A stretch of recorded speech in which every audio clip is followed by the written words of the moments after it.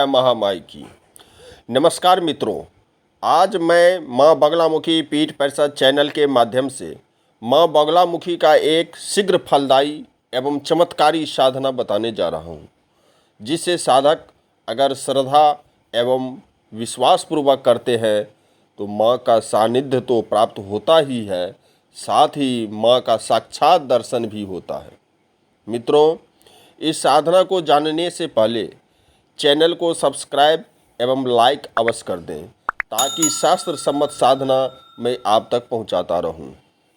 मित्रों, माँ बगलामुखी का प्राचीनतम ग्रंथ जो सांख्यायन मुनि के द्वारा रचित है, उस सांख्यायन ग्रंथ में इस दुर्लभ मंत्र की प्रशंसा करते हुए कहा है कि इसके मात्र स्मरण से महादरिद्र व्यक्ति भी लक्ष्मीवान हो जाता है, मूर्ख व्यक्ति पंडित हो जाता है और जो चोर है वह भी बुद्धिमान बन जाता है एवं निंदित मनुष्य भी कीर्तिमान यशवान हो जाता है।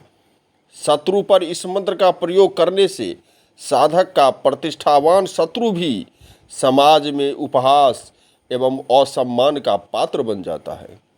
इस मंत्र की साधना से साधक को मनोवांछित फल की प्राप्ति होती है। इसका प्रयोग अचूक है। जब साधक मंत्र को सिद्ध कर लेता है, फिर इस मंत्र से बंध्या स्त्री, जिसे बांझ कहते हैं या संतानहीन स्त्री कहते हैं, उस संतानहीन स्त्री को गर्भांग को मार्जन करता है तो 6 महीना के अंदर संतानहीन स्त्री भी गर्भ धारण करके पुत्र को जन्म देती है। इसी तरह से सूर्योदय के समय 21 बार इस मंत्र से दूध को अभिमंत्रित कर दूध संतानहीन स्त्री को पिलाने से बांझ या संतानहीन स्त्री भी 6 महीना के अंदर गर्भवती होकर पुत्र को जन्म देती है। अगर शत्रु के द्वारा किसी भी तांत्रिक प्रयोग के कारण रोग व्याधि आदि होने से इस अमोघ मंत्र से 108 बार अभिमंत्रित कर जल पिलाने से तुरंत रोग या महाभय नष्ट होता है। मित्रों, इस मंत्र को देवता का हृदय कहा जाता है। इसके जप से देवता का सानिध्य प्राप्त होता है एवं सिद्ध होने पर दर्शन प्राप्त होता है। अपने योग्य गुरु से इस मंत्र की दीक्षा लेकर ही इसका जप करें। कई बार मित्रों, ऐसा देखा गया है कि कुछ लोग साधना के प्रारंभ में ही इस मंत्र का जप शुरू कर देते हैं और जैसे ही माँ का सानिध्य प्राप्त होने लगता है, सानिध्य बढ़ने लगता है, तो वह घबरा जाते हैं और डर से अपनी साधना बीच में ही छोड़ देते हैं।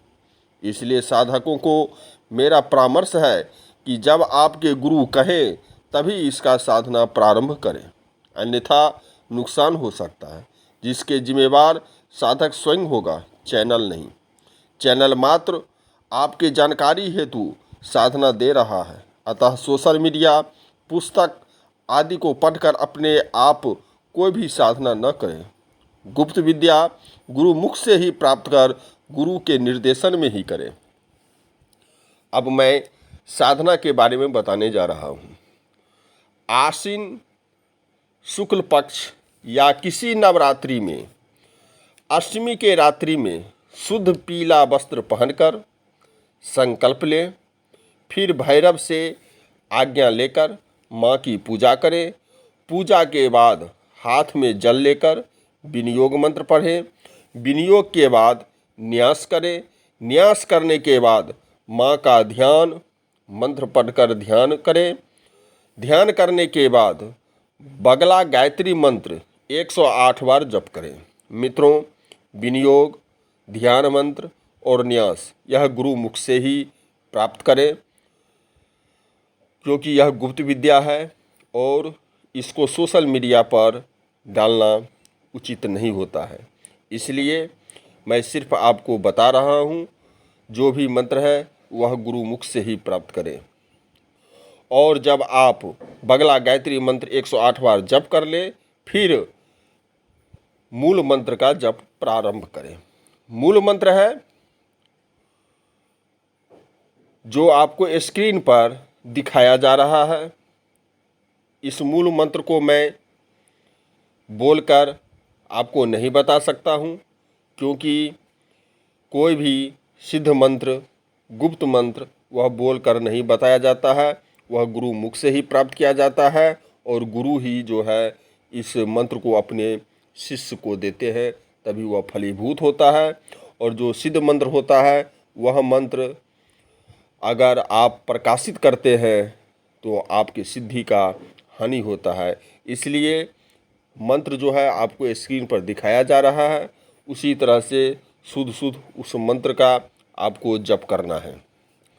इस तरह से हल्दी माला पर आपको 36,000 का अनुष्ठान अगर आप 11 दिन में पूर्ण करते हैं तो निश्चित रूप से माँ आपके हर एक मनोकामना को पूर्ण करके आपके हृदय में वास करने लगती है।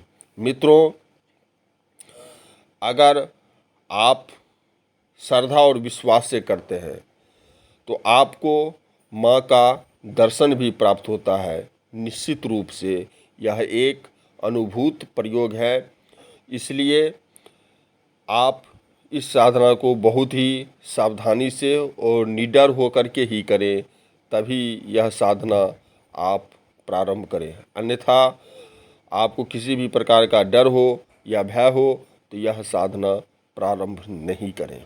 मित्रों, साधना से संबंधित विशेष जानकारी अगर आप प्राप्त करना चाहते हैं तो संस्था से निःशुल्क आप संपर्क करके साधना के बारे में विस्तृत जानकारी आप प्राप्त कर सकते हैं।